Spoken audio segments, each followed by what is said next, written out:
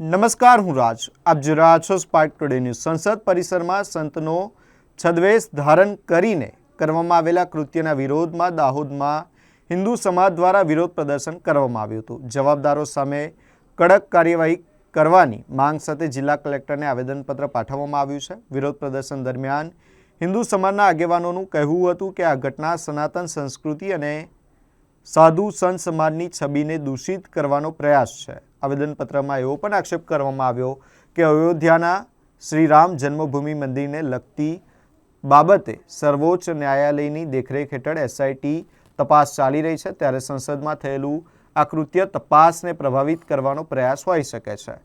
આ પ્રસંગે સંત સમાજ, હિન્દુ સમાજ, વિશ્વ હિન્દુ પરિષદ અને બજરંગ દળના હોદ્દેદારો તથા કાર્યકરો મોટી સંખ્યામાં દાહોદ જિલ્લા કલેક્ટર કચેરી ખાતે પહોંચ્યા હતા અને તમામે એક સાથે જવાબદારો સામે તાત્કાલિક અને કડક કાર્યવાહી કરવાની માંગ સાથે આવેદનપત્ર સુપરત કર્યું હતું.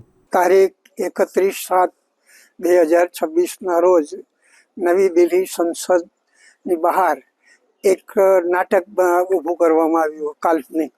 અને એ નાટકમાં સમગ્ર હિન્દુ સમાજ, સમગ્ર સાધુ સમાજ, આચાર્યગણ અમારું સતત અપમાન થયું છે. ભગવા કપડાં પહેરીને ને ભગવા અમારી જે મૂળ ગણવેશ છે એનું અપમાન કર્યું છે. અમે વિરોધ સખત કરીએ છીએ કે એમનો વિરોધ એમની કોઈ પણ પાર્ટી સાથે હોય, સંતો સાથે ન હોય, ધર્મ સાથે ન હોય, તો હિન્દુ સમાજનું એક અપમાન કરવું અમારો આક્રોશ છે સંતોનો, કે આવા લોકોએ જેને જે કંઈ કર્યું હોય તો તે તમામને સંસદમાં ચાલુ હોય તો એમને સંસદમાંથી મુક્ત કરવા જોઈએ, ડિસ્કોલિફાઈડ કરવા જોઈએ. અમારા અપમાન બદલ અને કાનૂની કાર્યવાહી સરકાર કરે એવી અમારી ઉગ્ર માંગ છે.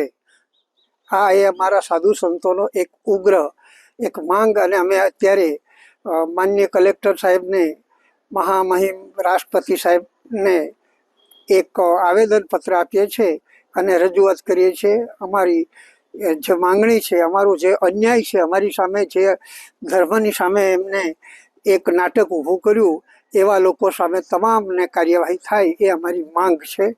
ભારત માતા કી જય. આપનું નામ? મારું નામ બાપુ દલસુખદાસજી મહારાજ, સંસ્થાપક સત્ય નિકળંગી જ્ઞાન સંપ્રદાય, ગુરુગાદી રણુજા ધામ સંજેલી અને કેન્દ્રીય માર્ગદર્શક મંડળ, અખિલ ભારતીય સંત સમિતિ અને વિશ્વ હિન્દુ પરિષદ.